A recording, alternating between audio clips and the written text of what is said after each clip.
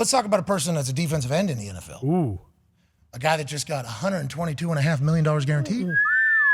$122.5 million guaranteed. Nick Bosa agrees to a new deal with the San Francisco 49ers. Wow. Whoa. This happened last night, obviously, or yesterday. And when it was chatted about by Adam Schefter, who will be joining us next hour on NFL Live yesterday, he said that somebody had to go to a press conference, did not know that this was even close to getting finished.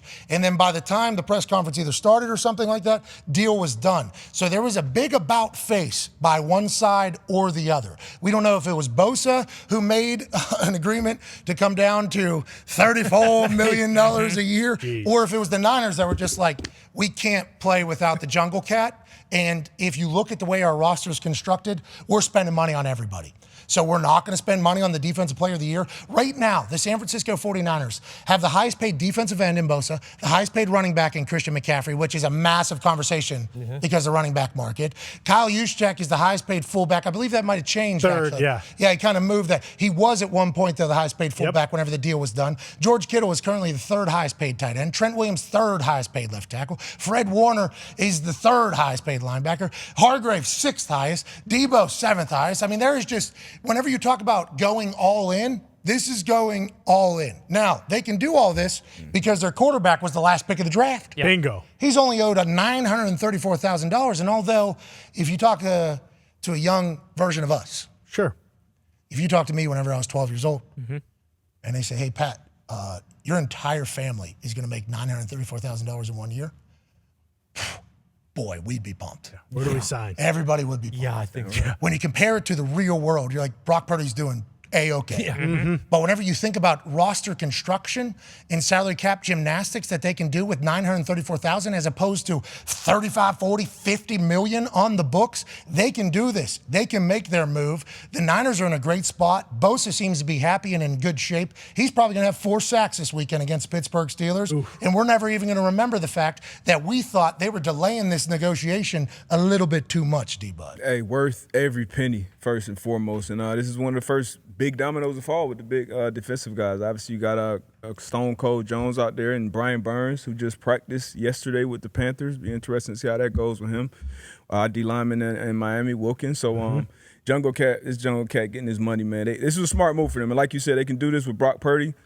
Big year, huge year for Brock Purdy. Probably the best roster in football, top to bottom. So Brock Purdy obviously got to show up now, being the guy from day one. Yeah, but can Brock Purdy stay healthy? Right. That's like classic sports media. You know, he's a little undersized. You saw what happened when he got to Philadelphia. It's like, yeah, but we also saw everything else that happened. Yeah. Yes. Where he was slicing and dicing and making plays, and he looked right back in so much comfort whenever he played in the preseason after the Tommy yawn. He came back earlier than I think anybody was expecting him to come back, and they're saying he's better than he even was last year. I hope that's the case because this team with Shanahan Yes.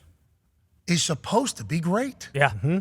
This team should have had a championship in their eyes. Right. Absolutely. But whenever you look from the outside in, it's like this team seems to have a little bit of a curse. Yeah. And that injury bug is wild with the Niners. You think about that NFC Championship game against the Eagles. First quarter, they lost everybody on their everybody that was on that graphic right there. Brutal. Somehow had a freak injury in the first quarter of the biggest game of the year, including obviously Brock Purdy. Whenever he has to suffer, they didn't have a person that could throw a forward pass on their roster in the NFC Championship game. It's like if they can get past the curse that seemingly, because you think whenever Jimmy G got hurt, they were in a bad spot.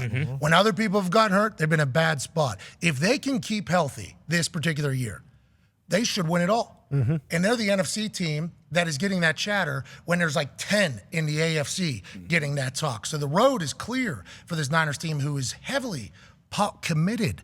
That's a lot of money guaranteed to a lot of people. Imagine if they don't win. Yikes. Ooh. Good play. I don't like that. Yeah, Great but play. I mean, like you said though, like if they can avoid being snake bit, like the window is now because it is. Like, I mean, I think a lot of guys on their team also feel like, hey, if what happened in the NFC Championship, like if we play with a full bill of health, we're the better team. We're going to beat the Eagles. We're going to go to the Super Bowl. And like they're outside of the Eagles and the 49ers, like that is the the NFC powerhouses right now. Like it's so wide open that they're not in the AFC where it's like, hey, if we lose 5 or 6 games, there's 11, 12 teams that could make the playoffs over here. So they do need to go now. But the NFL Network was saying this is going to get done. Adam Schefter, who will be joining us about 20, this is going to get done. Insiders in San Francisco, this is going to get done. Everybody around football is like, they're going to get a deal done with Nick Bosa. That's the way it goes. But then tick, tick, tick, tick, tick, tick, tick, tick, tick. We're getting real close to season. It's like, hey, if they're going to get it done, why haven't they got it done? Allegedly, there was a bout faced by, we assume the Niners, about getting a deal done because they weren't close as of yesterday at some point. And then boom, biggest defensive deal in the history of the NFL comes through the wire. $122.5 million guaranteed, $170 million as a total over 5 years. I think he gets like $50 million or something like that at signing. It is absurd. It's a great deal. The Bosas do good business. That is what the Bosas do. How do you feel about this? And why do you think it took so long? And what would the Niners look like without Bosa? I mean, I think they're a completely different defense without him. Now they have studs all over the place at all 3 levels when you look at the Niners D, but like you say, he changes the numbers. Bosa's out there. You set the protection to him. You're always worried about him. You don't ever feel good about it being singled up on him with even probably a tackle. So especially don't want to get your tight end singled up on him. We see that coaches get blamed for being like the worst coach ever if you single up a tight end on a guy like Nick Bosa. Oh, that was a big internet thing. Yeah. Let's stop blocking D ends with tight ends. It was like a big thing, and I can understand. I saw Max Crosby welcome Michael Mayer. Michael Mayer to the NFL in Raiders practice. I don't know if you saw that. He actually told D lineman, "Watch this." Yeah. And then Max Crosby put his head right underneath Michael Mayer, Notre Dame tight end, rookie, and then just ran him 20 yards and then dumped him on his back or whatever. And then if that was in a real game, the internet would be like, why is that happening? But that does happen with sometimes plays that are called, and there's a play clock, and there's substitution that happens, and whenever you have those moments, you got to take advantage of them, and Bosa takes advantage of every single moment. I got to watch him play against Seattle. When that dude lays out, bro, he sprawls out. He's like this. Yep. AJ? There we go. Yep, you look just like him. Yeah, I know. I've been watching film. He's 6 yards. He is somehow He does look 18 different in the feet stands. long. Huge. He looks different. You could pick him out in the stands from a mile away. I feel like you're like, oh, that's a Bosa. That's Joey or Nick probably, or possibly his dad. I'm sitting up in the booth with Herb Street now Michaels for this Thursday night game against Niners Seahawks. First time in Seattle. It was loud. It was awesome. No big deal. I get to do it. But you're looking down there and you just see a human that is just longer and bigger than everybody. It's like there is a Jaguar out there on the field with everybody else, and it's Bosa. And he just so happens to have an incredible work ethic. His commitment is there. His football IQ is through the roof. He knew he's the best player in defensive football. He gets $34 million a year. With Brock Purdy's contract, they can do this. But if the Niners don't win, I mean, it has to be the shock of this guy is going to be ready to go this weekend. Against your Pittsburgh Steelers, he's getting 4 sacks. Is he? Kenny Pickett is yes, he will. Good. You know what? I can tell you what he didn't do. He didn't kick the door in to get this deal done like T.J. Watt did. So does he like football, or does he like taking money away from the people of San Francisco? We don't know if that's true or not. We'll ask Schefter. Yeah, good. That's right. You know what? I'm glad to hear that. But I'm actually glad he's playing because I don't want to hear excuses when the Steelers win on Sunday. Okay? Ooh. Because all the people who would be tweeting on X, okay? We like that. That's what we're doing. We're saying that's the new thing. They would have said, "Oh, you guys only won because Joey Bosa was out." Well, guess what? He's not. He's not out. And guess what?